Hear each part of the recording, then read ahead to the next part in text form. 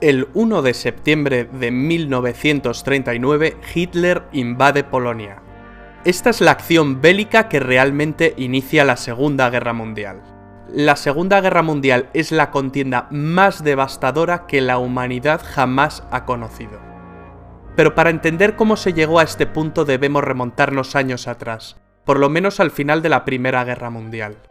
El Tratado de Versalles había puesto fin a la Gran Guerra, y la Gran Alemania había salido muy perjudicada tras perder territorio y serle impuestas desproporcionadas compensaciones que debía pagar a los vencedores. Los alemanes necesitaban de un líder que les guiara como pueblo y que les hiciese recordar tiempos pasados. Por eso surge un tipo como Hitler, un pintor frustrado que supo canalizar la rabia y los anhelos de todo un país. Si se puede decir algo bueno de un villano como Hitler, es que era un gran orador y un maestro de la propaganda. Les habló a los alemanes de la superioridad de su raza y del camino que el pueblo debía seguir para engrandecer la nación. Hitler, a golpe de discurso, se erigió en el líder del Partido Obrero Alemán, transformándolo en el Partido Nacional Socialista Alemán, de ideas nacionalistas, supremacistas, racistas y un fuerte componente antisemita y antimarxista.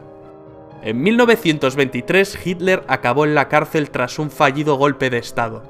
En su encierro aprovechó para escribir el Mein Kampf, Mi lucha, libro desquiciado de escasa calidad literaria que acabaría siendo el evangelio del nazismo. Tras su encierro, Hitler volvió a la palestra política y acabaría ganando en 1932 unas elecciones con mayoría simple para alzarse como canciller de los alemanes al año siguiente. Nace el Tercer Reich, el tercer gran imperio alemán, en una coyuntura de crisis económica a nivel mundial. Rápidamente, bajo una apariencia de legalidad, Hitler establece un régimen totalitario liquidando las instituciones democráticas de la República de Weimar, mediante una ley habilitante. Se arresta a los diputados del Partido Comunista de Alemania y se los confina en campos de concentración.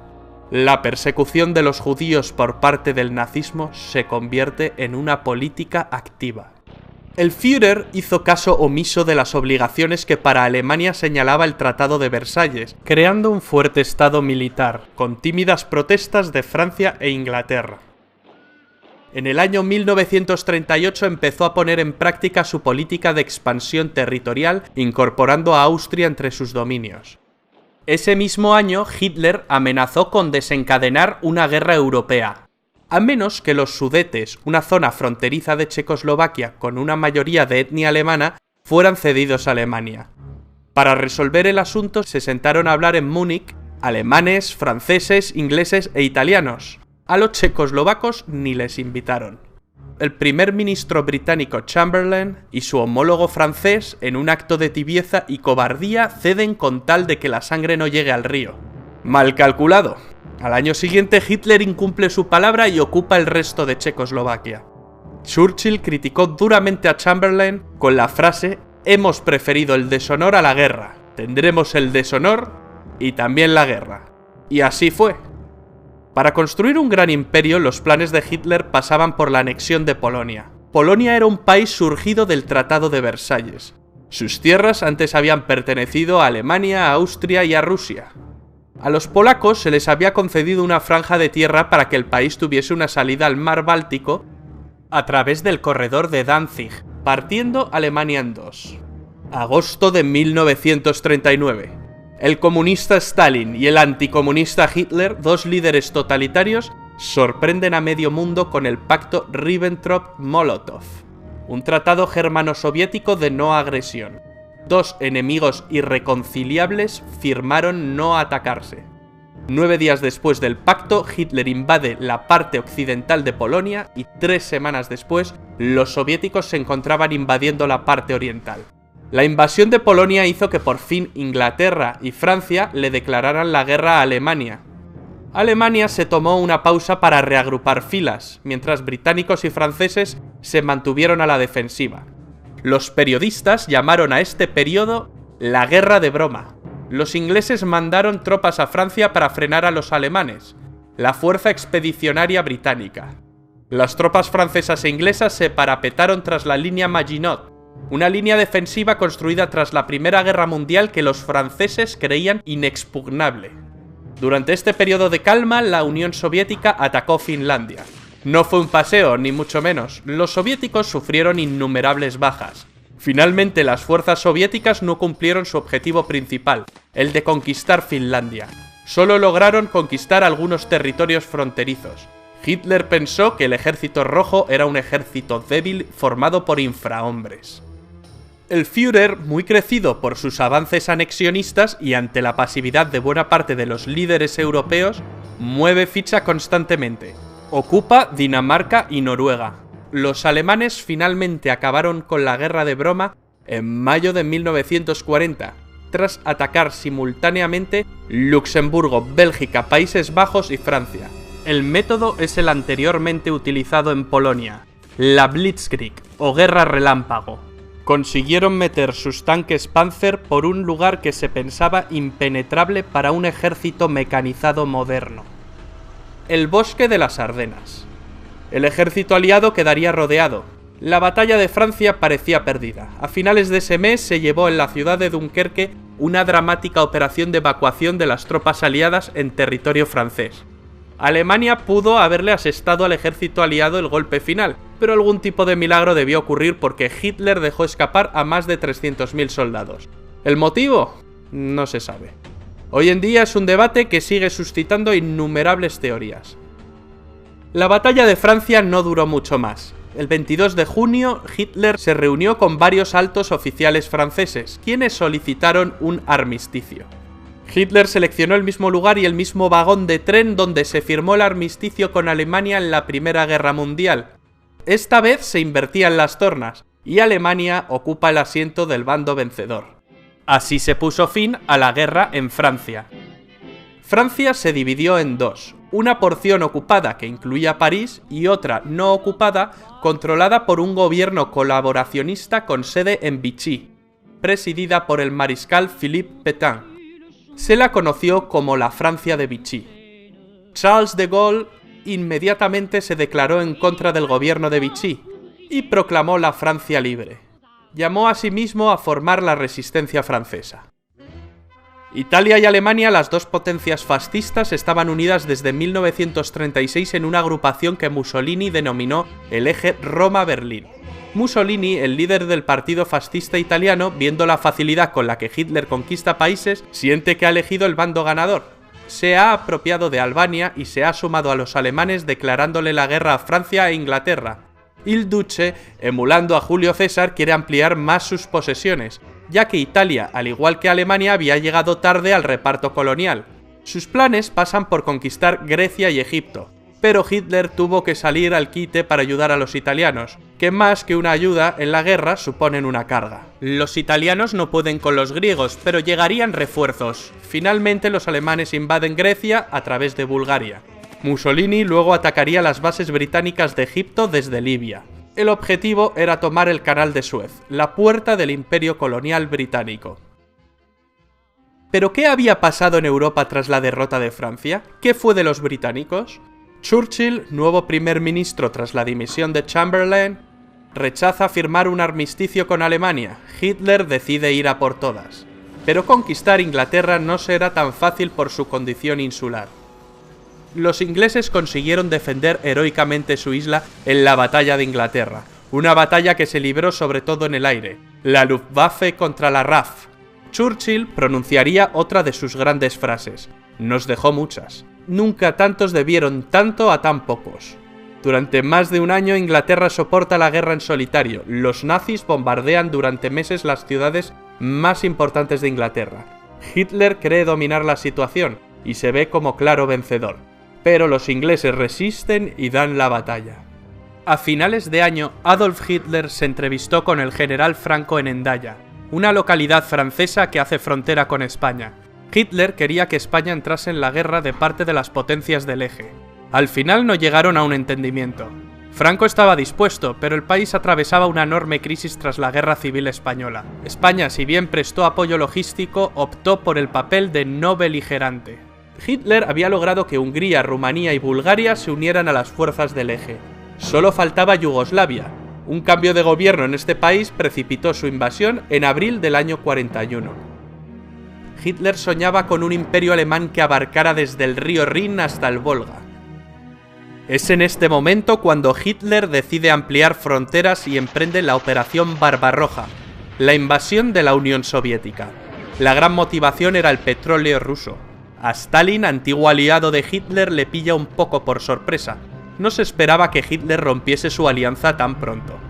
La invasión se había demorado con la invasión de Grecia y de Yugoslavia. Finalmente, en junio de 1941, los alemanes movilizan entre 3 y 4 millones de soldados. En un primer momento, los alemanes ganan campañas y terreno con facilidad. En un mes, Bielorrusia y las repúblicas bálticas previamente ocupadas por la URSS estaban en manos alemanas. Hitler calculó que pocos meses de campaña bastarían para tomar Moscú, pero el crudo invierno llegó, y los ejércitos de Hitler se quedaron a las puertas. Lo mismo le ocurrió a Napoleón en su día. El eje Roma-Berlín se había ampliado en 1939 con la unión de Japón. Japón era el país más avanzado de Oriente, y quiere librar a sus vecinos, es decir, a las colonias europeas orientales, del yugo de Occidente. Asia para los asiáticos, era una frase común entre los nipones. Ya en 1931 empezaron la invasión de China, que continuó en 1937. Cuando Alemania ocupó Francia, Japón tomó el control de la Indochina francesa. Sobrevino un bloqueo comercial y un embargo de petróleo por parte del gobierno de Estados Unidos presidido por Roosevelt. La única salida que le quedaba a Japón era retroceder o ir a la guerra. Los japoneses atacaron por sorpresa la base americana de Pearl Harbor, en Hawái, en diciembre de 1941. El gigante dormido despierta y Roosevelt pronuncia su famoso discurso de la infamia en el que declara el estado de guerra entre Estados Unidos y el Imperio japonés. Tras Pearl Harbor, los japoneses invaden Hong Kong y en cuestión de meses Singapur, Birmania, Tailandia, las Indias Orientales holandesas, Filipinas... Una especie de tsunami o guerra relámpago a la japonesa. La bandera del sol naciente ondea sobre el Pacífico. Y Hitler va y le declara la guerra a Estados Unidos. Con esto firma su sentencia de muerte definitiva. La derrota es solo cuestión de tiempo. Una batalla naval empieza a librarse en el Pacífico. En el Atlántico la batalla se venía librando desde el principio de la guerra. En este escenario, los U-Boot alemanes hunden una cantidad enorme de barcos aliados. La mayoría barcos de abastecimiento. Para evitar la sangría, el papel de la inteligencia aliada fue clave. Concretamente con el desciframiento de la máquina Enigma usada por los nazis. Algunos expertos señalan que la guerra se acortó 2 años por este motivo. En el Pacífico, en 1942, los americanos consiguen vengarse de Pearl Harbor 6 meses después, concretamente en la batalla del Midway, un duro revés para los japoneses, donde pierden 4 portaaviones. Las tornas se habían empezado a invertir. En Europa, Churchill aprueba bombardeos masivos sobre la población civil alemana. Mientras, en el norte de África, las tropas alemanas de Rommel y las italianas ganan algunas campañas, pero son derrotadas en las batallas del Alamein, que marcan un cambio de rumbo.